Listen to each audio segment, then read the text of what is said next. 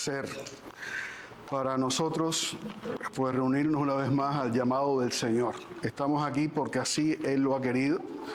Él nos rescató, Él nos redimió, Él nos ha incorporado a su pueblo y como pueblo venimos a rendirle el culto que Él merece, el que Él le agrada, donde por encima de todo exaltamos a aquel que vino a este mundo, se hizo carne, murió en una cruz por nosotros y al tercer día resucitó de entre los muertos para que nuestra esperanza sea invencible, sea eterna en los cielos, en donde Él está intercediendo por nosotros y desde un día volverá a buscarnos. Una iglesia gloriosa, sin mancha ni arruga, como Él, que es digna, porque Él la hizo digna de estar y vivir por siempre en la presencia de Dios. Una iglesia así, pues es una iglesia que ha conocido la fidelidad de Dios. Y entonces puede decir simplemente, no tenemos miedo. ¿Ok? No tenemos miedo. ¿Quién está contigo? Si Dios es por nosotros, ¿quién contra nosotros? ¿Tú te acuerdas cuando tú eras chiquitico y te ibas a la escuela? Que tal vez eras flaquito, eras débil, pero en el aula había uno grande, fuerte, ¿entiendes? Que era guapo. Y entonces, ¿qué es lo que todo el mundo quería? Ser amigo de ese. Porque siendo amigo de ese, nadie se iba a meter conmigo. No iba a tener problema. Así que los abusadores no podían llegar a mí. Pues yo quiero que tú sepas que tú no tienes por qué tener miedo porque tú andas con el grande del barrio. Amén. Con el fuerte del barrio, con el que está preparado para neutralizar a todos nuestros enemigos, a todo el que venga a hacernos daño, a todo el que intente agredirnos y causarnos algún mal a nosotros que somos sus hijos, que somos su pueblo, somos su iglesia. Hubo un ratón que era muy, pero muy miedoso.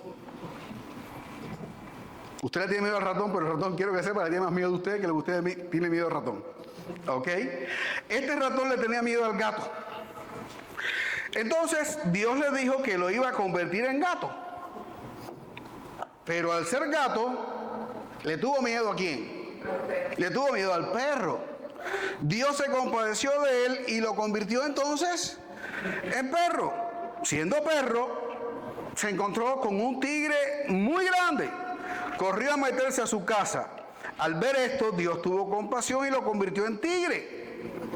Entonces, al salir al bosque, se encontró con un cazador con una escopeta de aquella grandísima llena de municiones. Y le tuvo mucho, mucho miedo al cazador. Al ver esto, Dios le dijo, te regreso a ratón. Te has convertido en un tigre con corazón de ratón. Entonces, ¿qué cosa sigue siendo a pesar de que sea un tigre? Sigue siendo un ratón. No importa lo que seas. Escúchame. No importa lo que seas. Siempre vas a experimentar miedo. El pecado produce miedo. Vivir lejos de Dios produce miedo, produce terror.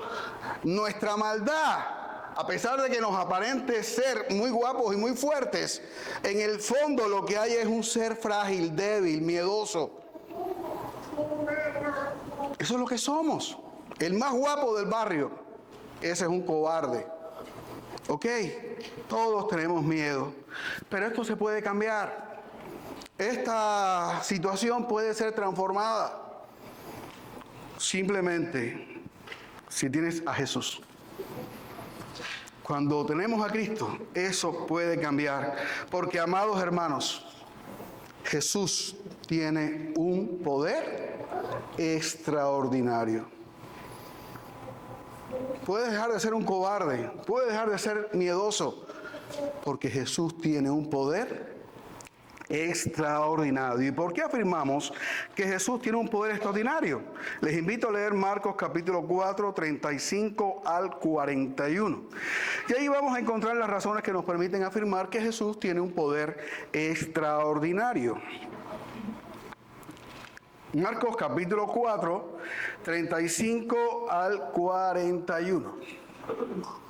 Y si no lo saben, recuerden que el propósito de Marcos es mostrarnos que Jesús es el Hijo de Dios que vino a morir y resucitar. Así que cuando leemos Marcos, lo que tenemos en la mente y tenemos que tener siempre en la mente es que Él quiere que tú sepas que Jesús es el Hijo de Dios que vino a morir y resucitar. Para eso Él escribió este Evangelio. Así que aquí en Marcos, en este capítulo de manera especial, vamos a estar viendo acerca del poder extraordinario que tiene Jesús. Dice nuestro texto: aquel día, cuando llegó la noche, les dijo: pasemos al otro lado.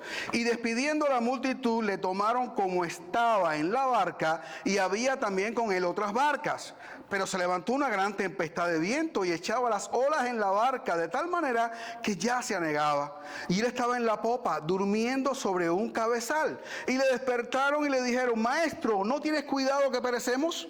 Y levantándose reprendió al viento y dijo al mar: Calla, enmudece. Y cesó el viento y se hizo grande bonanza. Y les dijo: ¿por qué estáis así amedrentados? ¿Cómo no tenéis fe? Entonces temieron con gran temor y se decían el uno al otro: ¿quién es este que aún el viento y el mar le obedecen? Señor, gracias porque nos has dado tu palabra, porque tu palabra es viva, porque tu palabra es el alimento que nuestras almas necesitan, el combustible que nuestra vida necesita para seguir hacia adelante. Gracias porque por medio de ella nos has alcanzado. Ahora nos disponemos, Señor, a escucharte. Háblanos, ayúdanos a ser consolados, exhortados, edificados, Señor, animados. Que tú me uses a mí, Señor, para exponer la idea que este pasaje nos quiere mostrar. Te lo pido humildemente en el nombre de Jesús, tu Hijo amado. Amén. Así que Jesús tiene un poder extraordinario y lo vamos a estar conociendo o entendiendo o demostrando, en primer lugar, en lo que pasa en esta historia. Y lo primero que encontramos es que Jesús y los discípulos se encuentran en medio de una gran tormenta.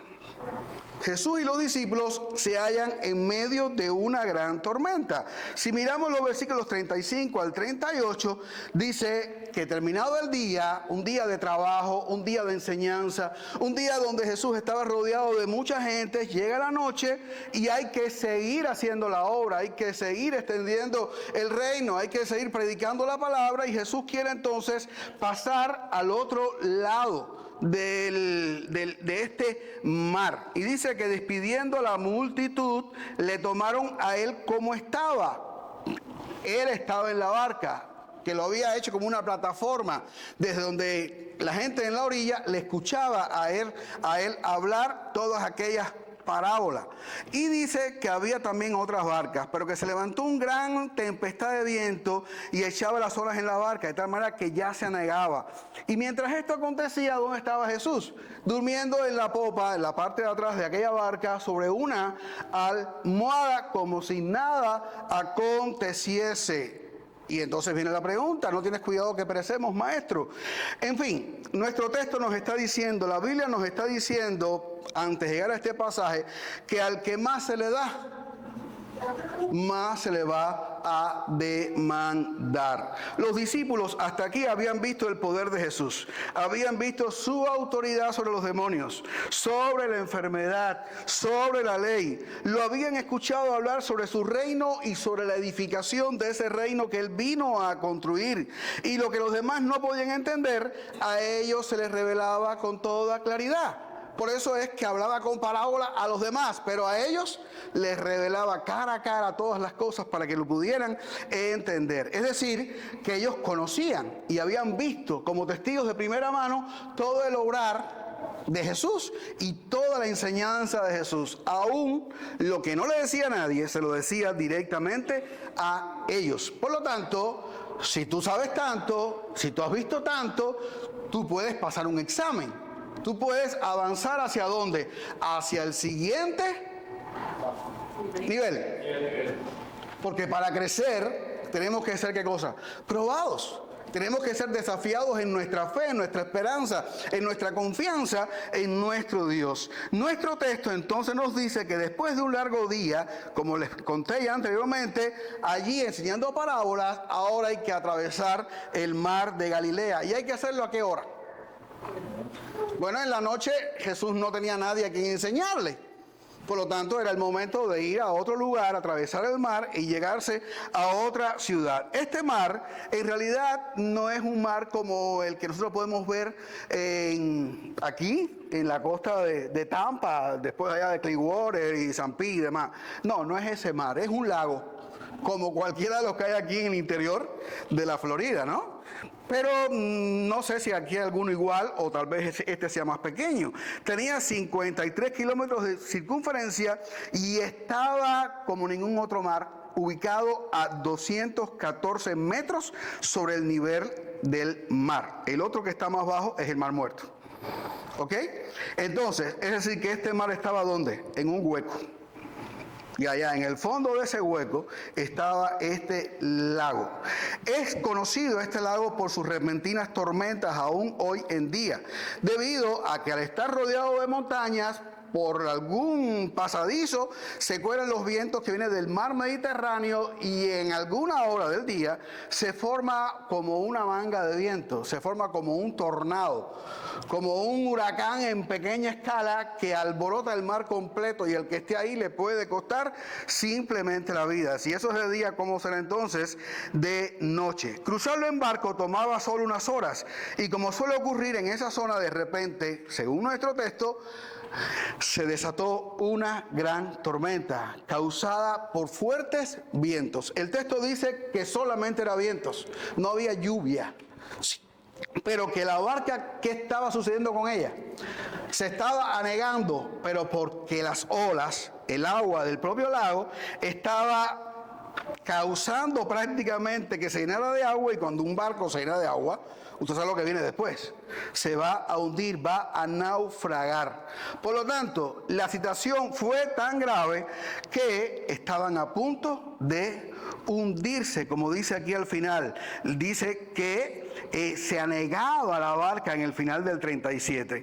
Pero mientras la tormenta estaba andando, mientras la barca se llenaba de agua, mientras los discípulos estaban espantados de terror, de miedo, sin ya saber qué iban a hacer, porque con un cubito estaban sacando agua de la barca, pero mientras más agua sacaban, ¿qué pasaba? Más agua entraba.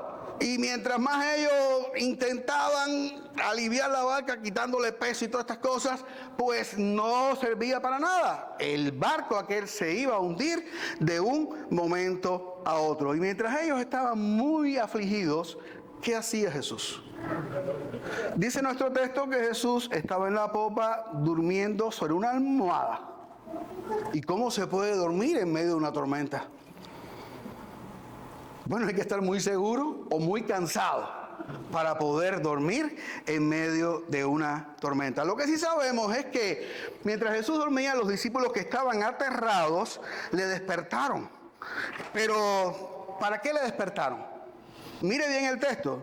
Le despertaron y le dijeron: Maestro, ¿no tienes cuidado que perecemos? Es decir, ellos le llaman, le gritan: ¿acaso no te importa que estamos por naufragar? ¿Acaso no te interesa que nos vamos a morir en medio de este mar, de esta noche, y en medio de estas olas violentas que nos están hundiendo nuestro medio de trabajo y de transporte? ¿Eso no te interesa? ¿No te importa que vamos a morir? ¿Qué estamos viendo aquí? ¿Qué ustedes pueden ver en el pasaje? Estamos viendo a unos discípulos que, repito, ¿qué habían visto? Habían visto milagros, habían visto un poder sobrenatural, habían visto la gloria delante de sus ojos. Y ese que hacía los milagros, y ese que hacía obras portentosas como las que nadie había hecho, ese que había puesto a los demonios fuera de juego, estaba con ellos en la barca.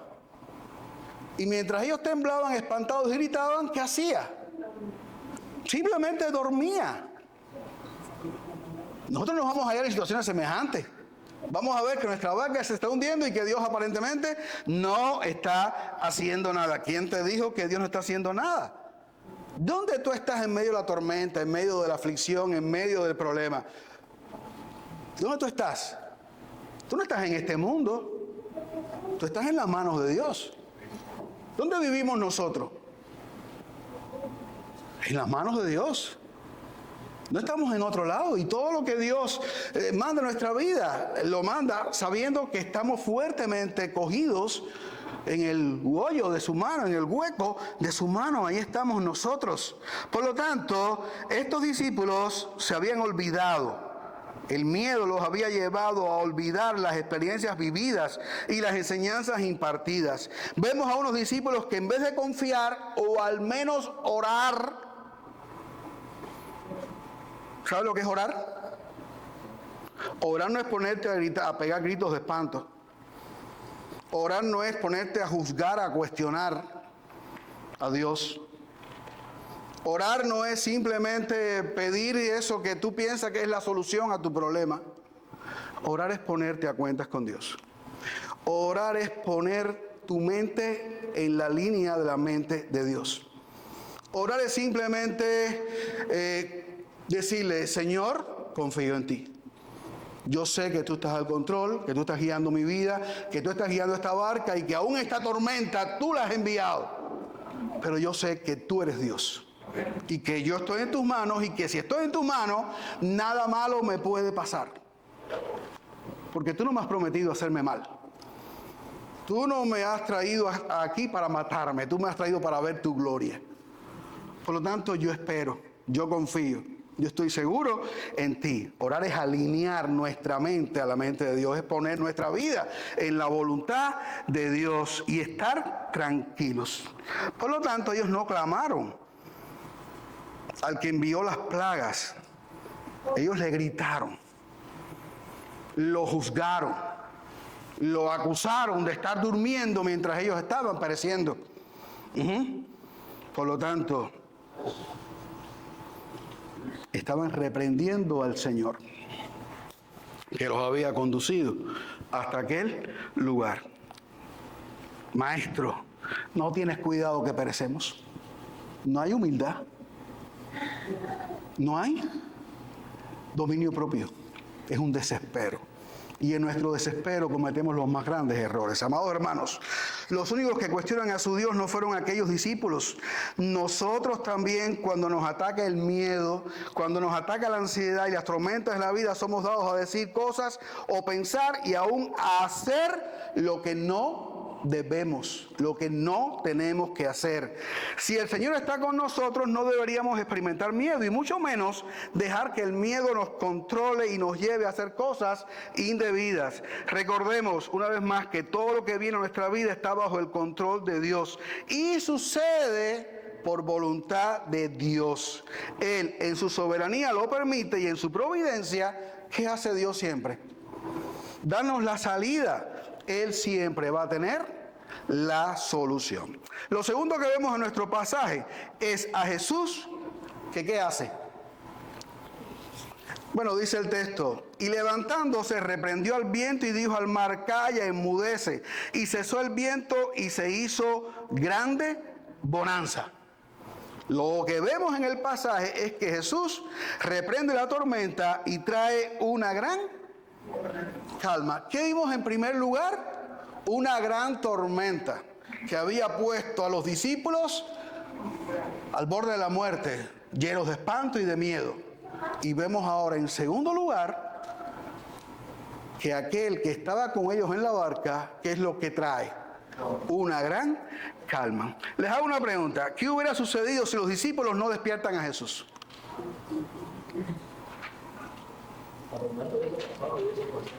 ¿Tú crees que Jesús iba a morirse ahí? No. ¿Le tocaba a Jesús morir en una barca? No. Por lo tanto, sea nadando en una tablita o le hubieran mandado un barco de la marina, hubieran llegado al otro lado de todas maneras y todos a salvo. ¿Ok? No había que tener miedo. No había que experimentar tanto terror. No era la hora de que Jesús terminara su ministerio.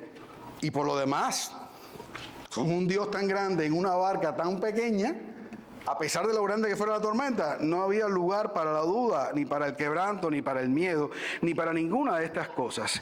Así que este Jesús que dormía tan plácidamente en un cabezal en la popa del barco, simplemente reprendió el viento y dijo al mar, ¿qué cosa? Calla, enmudece. ¿Y qué fue lo que pasó? Dice que al momento el viento cesó y se hizo una grande bonanza, una gran calma. Con la misma autoridad que reprendió a los demonios y le obedecían, ¿qué hizo? Reprendió el viento y el mar. ¿Y qué pasó? ¿Quién es Jesús? El Señor del universo. El que tiene todo el poder y todo el control sobre todo lo que pasa, no en la tierra, sino en todo el universo, en toda la creación. Pero, ¿qué pasa después de esta historia? Como decimos nosotros, la tortilla se viró. No sé si lo usan en otras naciones, pero en Cuba, cuando decimos que la tortilla se viró, ¿qué significa eso? Cambió la situación. Que cambió la situación. Y entonces, el reprendido, ¿qué hizo? Bueno, dice aquí, y les dijo, ¿por qué estáis así amedrentados? ¿Cómo es que no tenéis fe? ¿Dónde guardaron la fe? ¿Acaso la dejaron en la orilla de la playa, en la orilla del lago? ¿No la trajeron con ustedes? Así que Jesús demanda algo a los discípulos. ¿Por qué estáis amedrentados? ¿Por qué es que no tienen fe? ¿Sabes por qué a veces tú no tienes fe? ¿Sabes por qué a veces te turbas? ¿Por qué a veces te amedrentas y te llenas de miedo y de espanto? Porque simplemente se te olvida que el Señor está contigo en la barca. Porque se te olvida que eres pueblo de Dios y que eres hijo de Dios. Porque se te olvida que Él te salvó, que Él te hizo suyo, que Él te rescató. ¿Y para qué lo hizo? Para Él. Para la gloria y la honra de su nombre. Olvidaron que Jesús tiene poder aún sobre las repentinas tormentas que pueden azotar nuestras vidas. Olvidaron que Dios está presto a protegernos, respondiendo aún a nuestros reclamos más injustos. Si por nuestras palabras, si por nuestras oraciones Dios tuviera que responder la oración, jamás la respondería. Porque metemos cada error, decimos cada disparate en nuestras oraciones, que si por ello fuera, Dios nunca respondería. Pero gracias a Dios hay otro que está al lado de Él orando por ti, intercediendo por ti, clamando por ti, que es el mismo Señor Jesucristo que intercede por nosotros. Y la Biblia dice en Romanos que el Espíritu Santo gime con gemidos indecibles, clamando por nosotros, pidiendo por nosotros. Así que Jesús los enfrenta con la realidad. Habían dejado de confiar en Él. Por eso el miedo que los llevó a hacer lo indebido en una situación que a fin de cuentas estaba bajo su control. Por eso dormía cuando nadie podía dormir, como Jonás, el misionero a Nínive, que no obedeció, pero que a fin de cuentas estaba descansando mientras todo el mundo clamaba a sus dioses. Hasta que lo descubrieron y le dijo, soy yo el culpable de esto, tírenme al agua. Y como había que llegar a Nínive, Dios le mandó un pescado. Dice que es una ballena, un tiburón, no sé qué cosa era, una orca o un pez que Dios inventó para la circunstancia. Pero Jonás tuvo que ir hasta donde Dios decía y hacer lo que Dios quería que hiciera, y tú también, aunque te opongas, aunque tengas miedo. La misión que Dios te ha encomendado a cumplir, tienes que cumplirla. Por eso no es tu hora. No tengas miedo. Simplemente haz lo que Dios te ha encomendado a hacer. Así que por lo tanto, Jesús calmó todo aquello, simplemente sugirió que Él es Dios, que Él es el Todopoderoso. Amados hermanos, nuestra fe será puesta a prueba muchas veces. Después de cada lección aprendida o de cada experiencia vivida, podría venir ¿qué cosa? No te vas a quedar sin pruebas. No te vas a quedar sin tormentas. Simplemente recuerda, ¿aprendiste algo? Usa esa herramienta para destruir al enemigo que pueda venir por delante, cualquiera que sea. Puede ser la muerte, puede ser pérdidas económicas, puede ser un terremoto natural, puede ser un terremoto espiritual, puede ser grandes situaciones, pero Dios no te ha dejado sin provisión. Dios no te ha dejado sin palabras, sin promesas y sin argumentos para que tú puedas luchar y prevalecer en la batalla. Tenemos que aprender a confiar completamente, aunque nuestra obediencia nos conduzca hacia las tormentas, que por cierto es lo que va a suceder. ¿Saben por qué el mundo se nos opone? ¿Saben por qué es que el diablo lucha contra nosotros? ¿Saben por qué es que nuestro propio cuerpo se resiste? ¿Saben por qué? Porque queremos obedecer, porque queremos honrar al Señor, porque queremos glorificar su nombre. Y eso es fácil para pecadores. Eso es fácil para gente que todavía arrastra en un pasado o situaciones, tentaciones, seducciones, heridas. ¿Es fácil? No, no es fácil. Pero el Señor nos va a dar la fuerza, el poder, el sostén para poder hacerlo. El asunto no está en sentir temor, sino en que ese temor, entiéndase miedo y no temor al Señor, nos lleve al punto de olvidar las grandes verdades que el propio Señor nos ha revelado con toda claridad. Pablo también experimentó una tormenta. Dios le dijo, tienes que ir a Roma. Pero en el camino, ¿qué pasó? Una tormenta, el Euroclidón. No le hicieron caso, zarparon y se metieron en el mar en medio de la tormenta. Y Dios le dijo esta noche, le dijo a los marineros, Dios me ha revelado que vendrá una tormenta, que puede que incluso se pierda la nave, pero ninguno va a morir. ¿Y sabes cuál era la razón de la seguridad de Pablo? Que tenía que ir a Roma. Y que ni él, ni los que estaban con él, ninguno se iba a perder. ¿Ok? Y así fue. Eso es seguridad en la promesa de Dios, en la misión de Dios, en la seguridad de que Dios no solamente nos mandó, sino que va con nosotros. ¿Tú estás consciente de eso, no? Que aunque tú no lo veas, Dios está contigo. Que no te deja ni te desampara. Y que te guarda en todos tus caminos. Esas son promesas de Dios. Así que tu misión es glorificar a Dios por medio de la obediencia. Por lo tanto, una vez más, no tengas, ¿qué cosa? No tengas miedo. Y en tercer lugar, los incrédulos discípulos experimentan un gran temor y se preguntan, ¿quién es Jesús que tiene poder sobre la naturaleza? Así que en nuestro pasaje vimos una gran tormenta. Ahora que vemos una gran bonanza, una gran calma. Pero esta calma y al que ejecutó esa calma, produjo en ellos ¿qué cosa? Un temor aún mayor que el que habían sentido en medio de la tormenta. Dice el versículo 41, entonces temieron con gran temor y se decían el uno al otro, ¿quién es este que aún el viento y el mar le obedecen? Si sentía miedo al principio, ahora tengo más. ¿Saben por qué? Porque estoy delante de quién. Esto no es un hombre simplemente. Esto no es un espíritu. Esto tiene una sola respuesta. Entonces temieron con gran temor. El mar se calmó, pero ellos no. Estaban ante uno que les demostró un poder nunca antes visto, y esto los llevó a preguntarse, ¿quién es este que aún el viento y el mar le obedecen? La respuesta es solo una. Solamente puede ser nuestro Señor Jehová, quien únicamente tiene este poder y autoridad. Dice el Salmo 89, 8 y 9 de esta manera. Oh Jehová, Dios de los ejércitos, ¿quién como tú? Poderoso eres Jehová, y tu fidelidad te rodea. Tú tienes dominio sobre la braveza del mar. Cuando se levantan sus ondas, tú las sosiegas. ¿Quién calmó el viento? ¿Quién calmó el mar?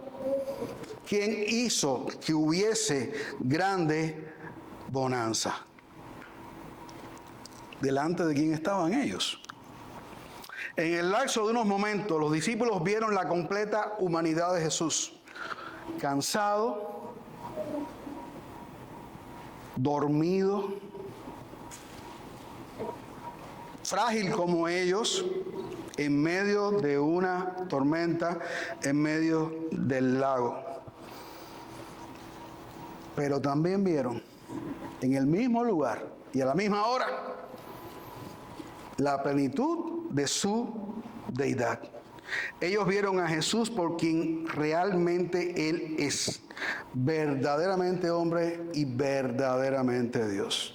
Aquel que dormía cansado, se levantó y puso en su lugar el mar, el viento y todos los elementos y creó una gran bonanza.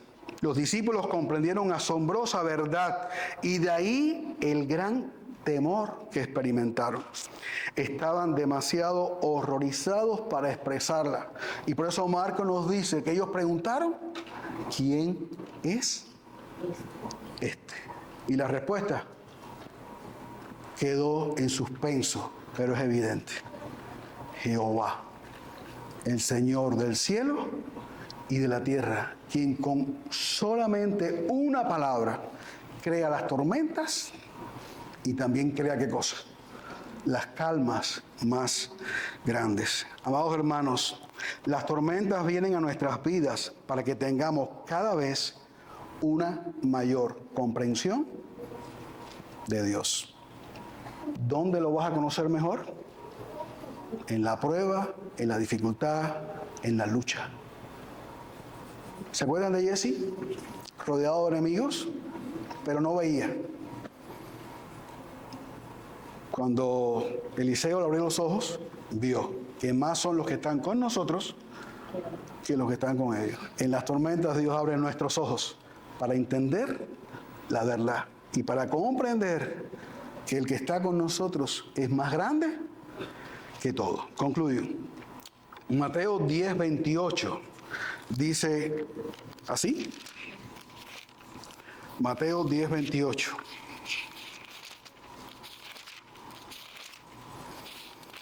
Dice de esta manera: y no temáis a los que matan el cuerpo, mas el alma no pueden matar. Temed más bien a aquel que puede destruir el alma y el cuerpo en el infierno. Es común ver situaciones críticas a mucha gente, aún nosotros, cuestionando a Dios, ignorando u olvidando que Él es el soberano del universo y que todo le está sujeto a Él, quien hace como Él quiere en el cielo y en la tierra.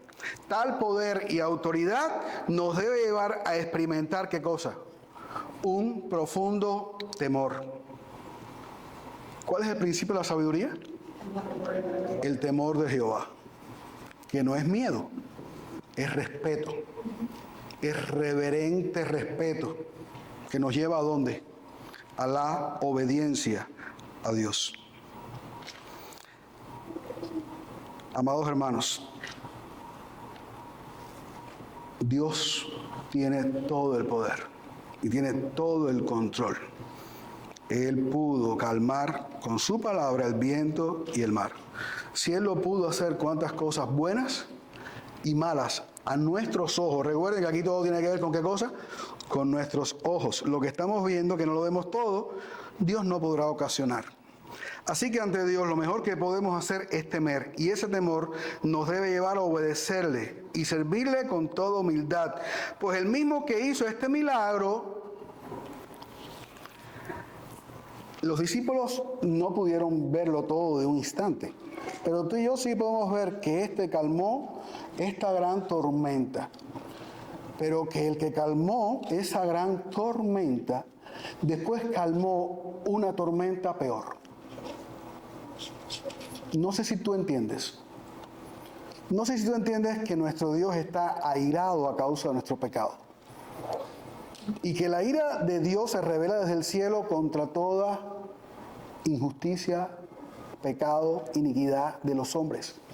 Y ahí caemos nosotros también.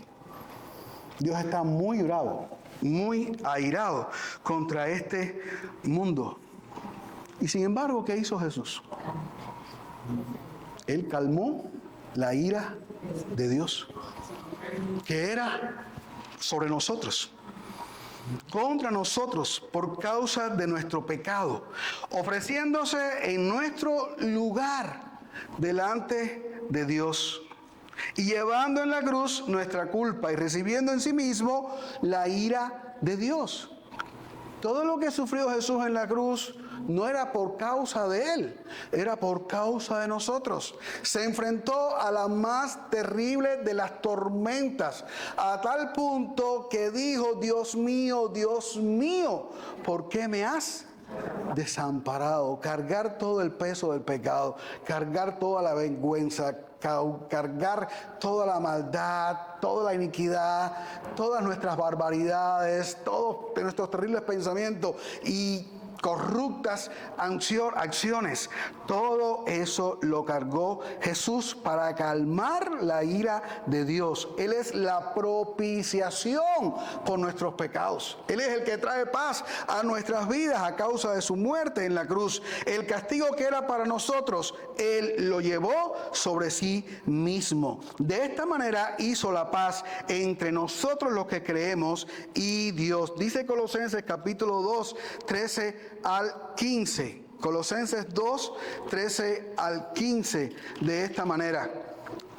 Dice: y vosotros, estando muertos en pecados y en la incircuncisión de vuestra carne, os dio vida juntamente con Él, perdonándoos todos los pecados, anulando el acta de los decretos que había contra nosotros, que nos era contraria, quitándola de en medio y clavándola en la cruz, y despojando a los principados y a las potestades, los exhibió públicamente, triunfando sobre ellos en la cruz. Dice el texto que quitó el acta que nos era contraria. Ahí está descrito todas nuestras maldades, todos nuestros pecados, todos nuestros malos pensamientos, y por todo eso venía la ira de Dios contra nosotros. ¿Y qué hizo Jesús? Lo quitó de en medio, clavándose a sí mismo en una cruz y muriendo por nuestros pecados y recibiendo sobre Él toda la ira de Dios. Este Dios, que calmó el viento y el mar, demanda que todo hombre le tema y le obedezca, pues de lo contrario destruirá a todo aquel que no se postre humillado a sus pies. Él no demostró su poder porque quería congraciarse. Él demostró su poder para que le conozcamos y para que sepamos que el mismo que calmó la tormenta física y que calma la ira de Dios, también tiene el poder de echarnos en el infierno, porque somos irreverentes, porque no somos sabios, porque no tomamos en cuenta que hemos ofendido a Dios, que hemos traído sobre nuestras vidas la ira de Dios, y que esa ira un día se va a manifestar sobre toda la creación. Y nadie va a poder escapar, solamente los que han creído y los que han confiado en Jesucristo. Así que es hora de que te postres arrepentido y con fe delante de aquel que en la cruz soportó la peor de las tormentas, para que si tú crees en Él no tengas que sufrir el peor de los tormentos, que no es una barca en una noche llevada y traída por las olas, es ser echado en el infierno eterno con el diablo y todos sus ángeles, donde no hay salida, donde no hay descanso, donde ya no habrá salvación ni habrá misericordia. Todo lo que habrá será juicio eterno. Por lo tanto, arrepiéntete y cree en Jesucristo. Él sufrió para que tú no tengas que sufrir. Por lo tanto, cree en Él. Él sufrió el peor de los tormentos para que tú no sufras el peor de los tormentos, que es ser echado en el infierno por causa de tu pecado y dureza de corazón. Dice Juan 3:16 que de tal manera amó Dios al mundo que ha dado a su Hijo unigénito, para que todo aquel que cree en Él no se pierda, mas tenga ¿qué cosa? Para que tenga vida eterna. Y dice que no envió Dios a su Hijo al mundo para condenar al mundo, sino para que el mundo sea salvo por Él. El que en Él cree no es condenado, pero el que no cree ya ha sido condenado por cuanto no ha creído en el Hijo de Dios. Jesús no vino para ser un revolucionario, ni un comunista, ni para repartir panes y peces. Jesús vino para morir en una cruz en lugar del pecador, para calmar la ira de Dios y para comprar para todo aquel que cree la salvación y la vida eterna. Amados hermanos, en la vida tendremos, como hemos visto, grandes tormentas. Amén. También vamos a tener, ¿qué cosa? Grandes bonanzas, grandes calmas. Pero lo que no puede faltar jamás es un gran temor de Dios que nos lleve a honrarle y glorificarle en todo. Temamos a Dios para que le honremos y le glorifiquemos en todo. Así que basta de miedos. Porque ¿quién es Jesús? El que tiene un poder extraordinario. Señor, gracias, porque tú eres bueno, porque tú eres el fuerte, el poderoso, el invencible, y tú nos has rescatado para ti, y nos has salvado y nos has hecho tus hijos. Quita el miedo, Señor, quita esta debilidad humana, Señor, que nos hace temer ante circunstancias y problemas de la vida que no escapan a tu control. Ayúdanos a confiar, a creer en tus promesas, en tu palabra y a aferrarnos firmemente a ella, Señor. Ayuda a tu iglesia a soportar las tormentas, a tener sabiduría en las calmas, pero que en todo tiempo tenga un gran temor de ti, Señor, que nos lleve a obedecerte, a honrarte y glorificarte en todo. Te lo pido humildemente en el nombre de Jesús, tu Hijo amado. Amén.